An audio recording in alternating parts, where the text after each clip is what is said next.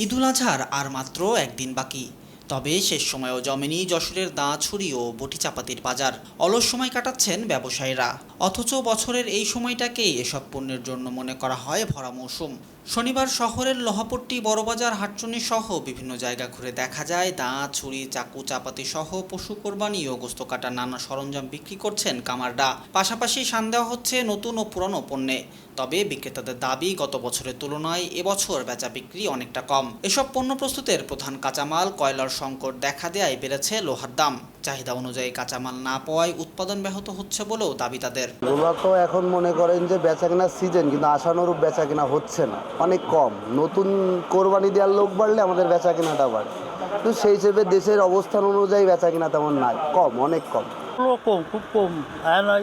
ওটা স্টিল যারা চাহিদা অনলাইনে কেনে, বুঝছো কাকা, তারা হলো ওই অনলাইনে কিনা বেচা করে। গত 2 বছরের তুলনায় এবছর মানে অর্ধেকেরও কম বলা যায়, বেচা কিনা একেবারে নাই।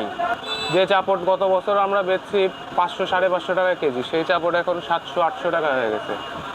ঠিক আছে, লোহার দাম বাড়তি, স্প্রিংয়ের দাম বাড়তি, সব কিছুর মজুরি, কামারের মজুরিটাই আর কি বেশি নিচ্ছে এখন বর্তমানে। কামারদের সাথে কথা বলে জানা গেছে, এবছর ঈদ ঘিরে পশু কোরবানির ছুরি আকার ভেদে বিক্রি হচ্ছে 500 থেকে 1500 টাকায়, যা গত বছর ছিল 300 থেকে 1200 টাকার মধ্যে।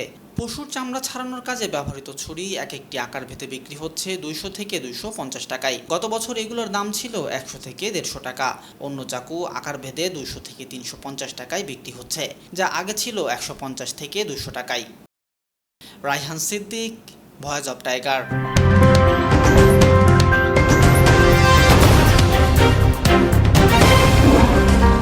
Voice of Tiger.